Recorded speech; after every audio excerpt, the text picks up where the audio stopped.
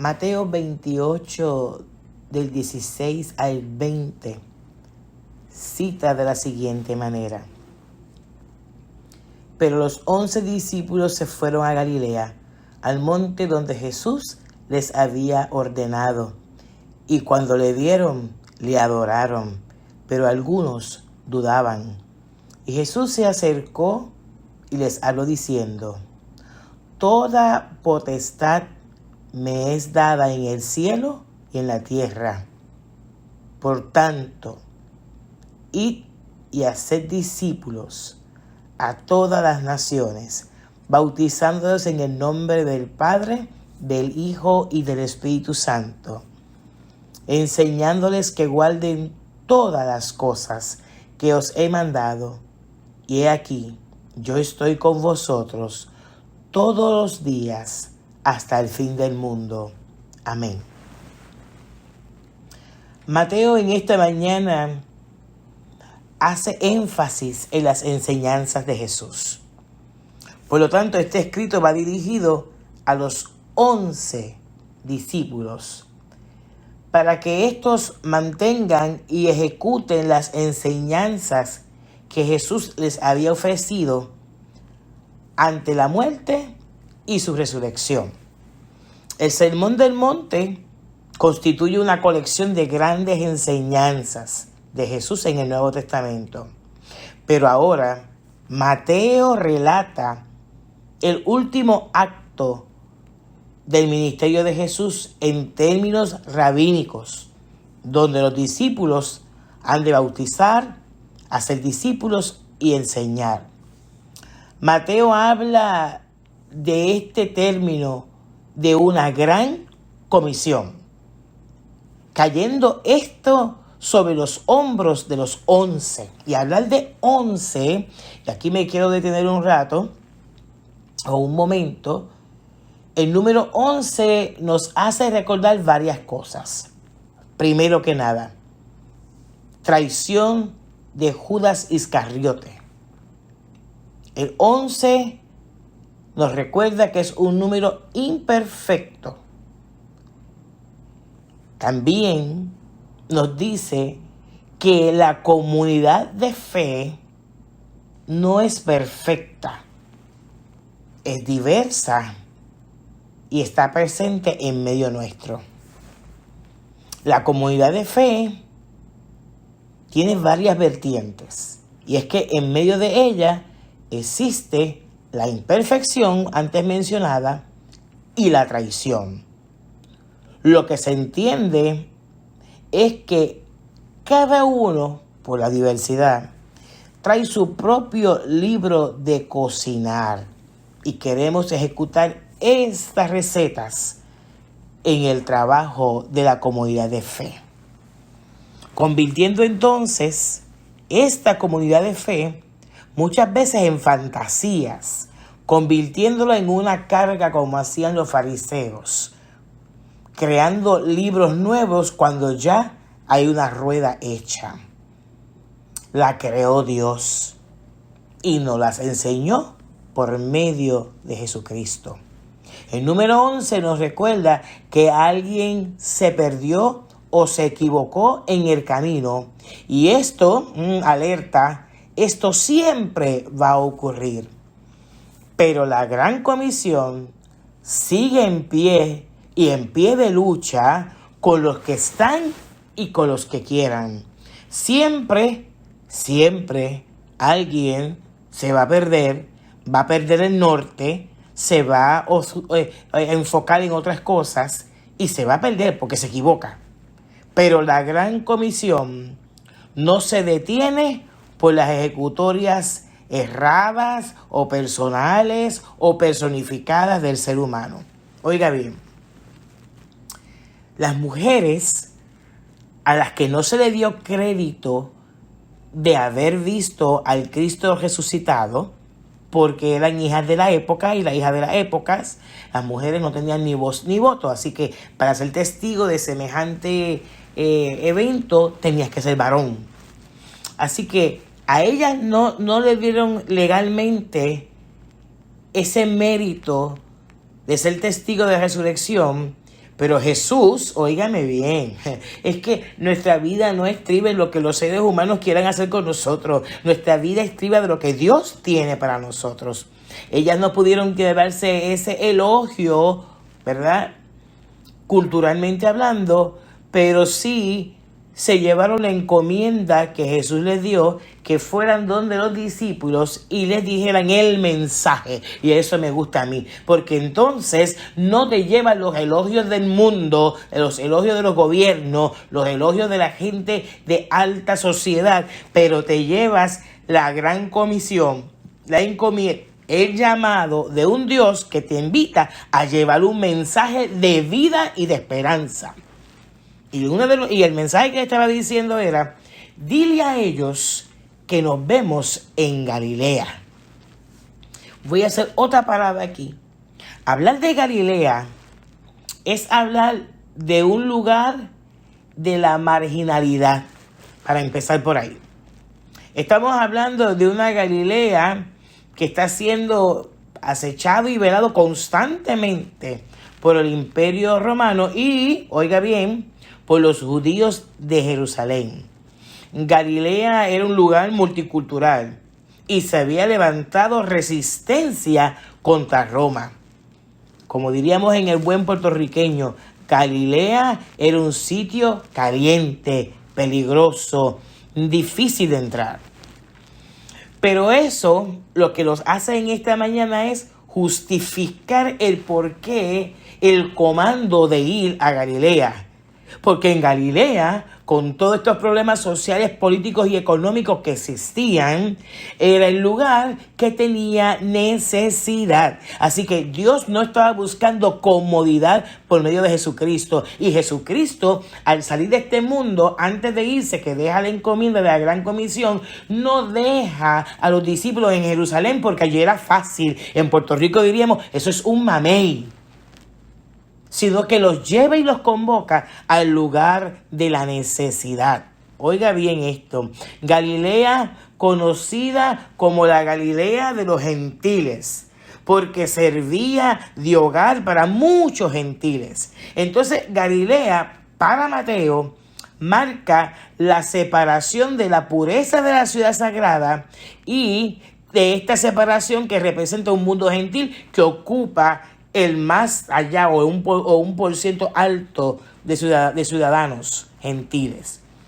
La mayoría del ministerio de Jesús fue en Galilea. Y regresa allí, y regresa a Galilea para comisionar a los discípulos. ¡Uf! ¡Qué maravilla! Oiga bien, emprender un viaje a Galilea es un hecho de fe. Comenzar a caminar a Galilea, o sea, es que te van a invitar a un lugar donde tu vida está en juego. Y esto implica que cuando una persona le cree a Dios, no importando la encomienda que le dé, la va a ejecutar por encima de su propia vida, por encima de sus propias creencias, por encima de sus propios pensamientos. Jesús se encuentra con los discípulos en el monte. Y ese monte me gusta porque tipifica, como siempre anda Mateo, haciendo este paralelismo de el Jesucristo del Nuevo Testamento con el Moisés del Antiguo, ¿verdad?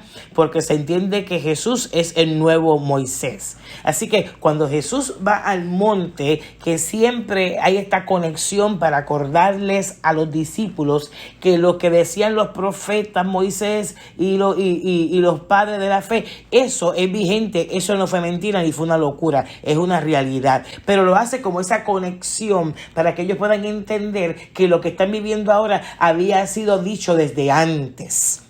Por lo tanto, Jesús se encuentra con ellos en el monte y allí ellos lo ven, se postran y lo adoran.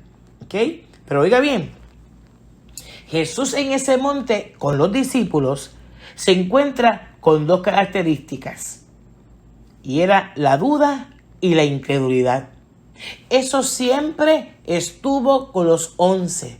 Por eso es la multiplicidad de eventos, de apariciones de Jesús luego de haber resucitado, ¿verdad? Porque es que esto trataba de alivianar y convencer a los discípulos de que Él estaba vivo. Lo que nos deja claro que toda comunidad de fe tiene momentos de tensión, contradicciones y de lucha. El que te está vendiendo un evangelio de otra manera se equivocó. Este evangelio de fe es un evangelio que se vive en momentos tensos, de muchas contradicciones y de mucha batalla y lucha interna. A pesar de las múltiples apariciones, todavía los discípulos, algunos de ellos, no podían creer que Jesús había resucitado. Así que, en medio de todo esto, Jesús no le sorprende la duda de algunos de los discípulos. Y a mí lo más que me gusta de Jesús es que estas dos actitudes o acciones que había entre ellos no detienen a Jesús, no detienen. Incluso Jesús sabe que no estaban preparados. Y en Lucas 16:31 dice, si no oyen a Moisés y a los profetas, tampoco se persuadirán. Y si alguno se levantase de los muertos, le está diciendo, ustedes están frágiles, ustedes no están preparados, porque esta fragilidad de los discípulos no detiene a Jesús. Aunque no estemos preparados, aunque no estemos convencidos, eso no detiene el plan que Dios tiene con nosotros. Nuestra fragilidad no detiene a Jesús. Nuestra fragilidad no detiene la encomienda de seguir lo que el Señor quiere que hagamos, llevando una palabra a toda criatura. Nuestra fragilidad y debilidad no nos invalida. Nuestra debilidad y fragilidad, al contrario, nos hace aceptos, nos hace los perfectos para la encomienda. Nuestra habilidad o habilidades nos pueden llevar a obstruir el camino si dejamos que nuestros éxitos oscurezcan el papel de Dios en nuestra vida. En el capítulo 10, en el versículo 18, lo que nos está diciendo en esta mañana es que en medio de las luchas, de las tensiones de una comunidad de fe, que se compone de diversidad, de la bota romana encima de ellos, dándole latigazos con su cultura, con la incredulidad, con la misma duda de la comunidad de fe, etc. Esto, lo único que ha provocado en Jesús es lo siguiente. Ante todas estas luchas y tensiones antes mencionadas, lo que provoca en Jesús es que Jesús decide ejecutar su autoridad. Punto. Miren lo que va diciendo. Yo voy a ejecutar, porque él dice, todo poder y autoridad me es conferido en el cielo y en la tierra.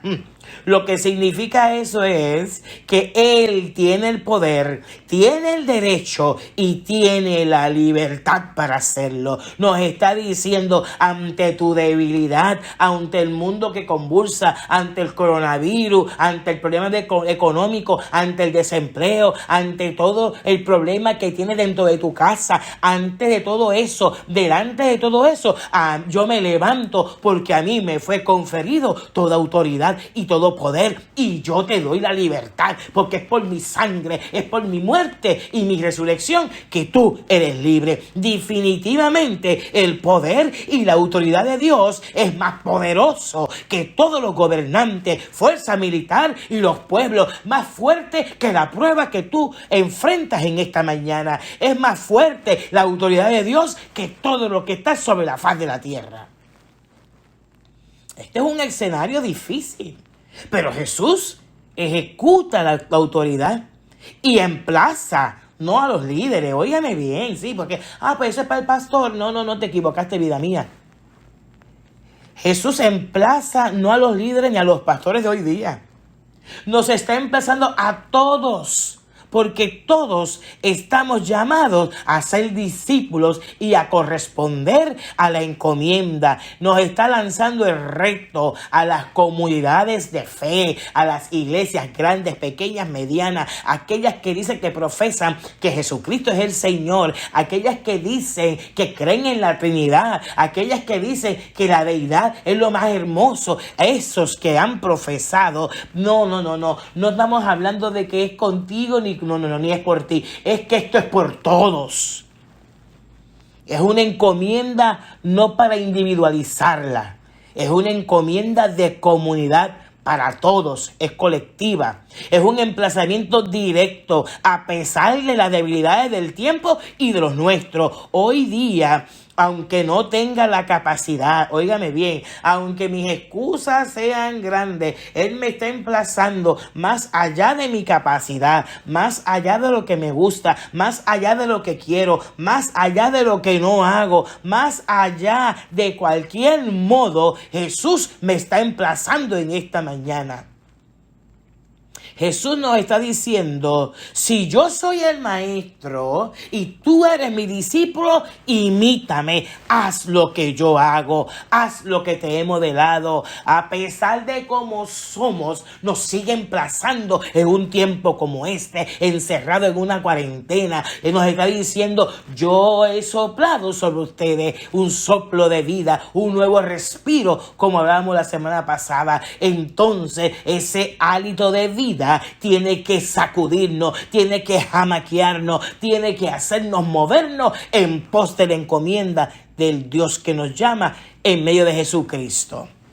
Jesús nos convoca en esta mañana a que sigamos los pasos del buen Señor, del Maestro y del Paracletos, la Trinidad.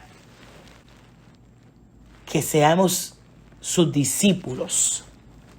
La pregunta sería, ¿qué nos falta para ser discípulos y responder a Jesús? Pues mire, renunciar a la comodidad espiritual, renunciar a las excusas que solo me convencen a mí, renunciar al yo, renunciar al libro de cocina que hablamos al principio, que cada cual se cree que tiene la fórmula para que la iglesia corra de una manera. Equivocado, la fórmula es una, la fórmula se llama Espíritu Santo. Renunciar al que dirán y renunciar al ser recompensado por algo. No esperar nada a cambio, porque el Espíritu Santo no es una ATH móvil. En esta mañana, el llamado que hace Jesús es sencillo, pero complicado. Es como una renuncia a la vanidad, al orgullo y a los egos. Es para ser discípulos. Pero para ser discípulos hace falta valentía. Reconocer, mire esto, valentía, pero una valentía que me lleve a mí a reconocer mis faltas y corregirlas, porque no es identificarlas y no trabajarlas, es identificarlas y corregirlas. No buscar más culpables, salir de la zona cómoda. Es romper con todos los sistemas que hemos creado para escondernos detrás de ella. Romper con el racismo, ¿me oyó bien? Con el racismo, porque dentro de la comunidad de fe hay racismo, ya sea por celos ministeriales o ya sea por ciudadanía, ya sea por lo que sea. Romper con eso. Tengo que hacer esta parte. Todo el mundo está indignado con el hombre negro que un oficial mató con una rodilla en el cuello. Pero esta semana no se me va a olvidar. Que no sea la iglesia la que le ponga la rodilla en el cuello a los pequeños vulnerables de la comunidad de fe. Romper con el racismo físico y espiritual. Salir de la burbuja de la costumbre. El llamado es para vivir conforme a lo que Dios nos estipuló por medio de Jesucristo. Pero el llamado no es aprenderme todos los versículos bíblicos y demostrarle a los demás mis dotes de retentiva o mis grandes logros de un pasado. El llamado consta de llevar el evangelio y vivir por encima de las situaciones que nos aquejan. Es activar los dones que hablamos la semana pasada que nos fueron otorgados por el Espíritu Santo. Es vivir y soportar esta leve, momentánea tribulación. Porque hay una promesa que nadie nos la puede quitar. Y es que en el versículo 19 y 20 nos está diciendo: y yo estaré con ustedes todos los días hasta el fin, y amén. Que así sea. Es la formación de discípulos que se da en el diario vivir. Nos están diciendo en esta hora, es una educación continua, la enseñanza y aprendizaje que Jesús nos dio y nos sigue dando desde el principio. Jesús nos sigue modelando hasta el día de hoy. El llamado a la iglesia en esta mañana, y digo iglesia y hablo de comunidad de fe, es que hoy nos están diciendo a ti y a mí, a pesar de nuestras verrugas y arrugas, Dios nos escogió. Te escogí sabiendo cómo eres, sabiendo tus problemas y debilidades. Te escogí reconociendo tus flaquezas y hasta nuestras pocas vergüenzas en muchas veces. Pero nos escogieron, nos llamaron para este tiempo, nos seleccionó, nos llamó, nos sacó aparte, sabiendo que muchos no hemos conocido ni hemos creído totalmente en este que nos dice que hay un camino de fe. Los discípulos necesitamos el poder y la autoridad conferida por Cristo. Óigame bien, el motor para cumplir esta encomienda no son los hijos, ni los esposos, ni las esposas, ni el empleo de buen asalariado. El motor se llama la misión de cumplir el plan de Dios que Él ha puesto en nuestras manos. El motor no es lo que poseo, ni quién soy, ni quién me llamo. En el versículo 16 nos habla del Dios hecho hombre por amor a la humanidad. 17 y 18, la misión de Jesús, el Dios encarnado. 19 y 20, la promesa del Espíritu Santo que estará con nosotros siempre. Por eso hoy podemos celebrar la Trinidad. Trinidad que nos convoca a responder, a educarnos y a asumir la encomienda para poder hacer el trabajo y enviarnos a ser no tan solo discípulos, sino también a vivir conforme a la voluntad del Padre en medio de una comunidad de fe. Entonces, en esta mañana hay buena nueva. Celebremos la Trinidad, celebremos el poder de Dios y celebremos la encomienda en este lugar apartado que se llama monte, que ha sido este diálogo entre Dios, Jesús y el Espíritu Santo con usted y conmigo. Paz de Dios.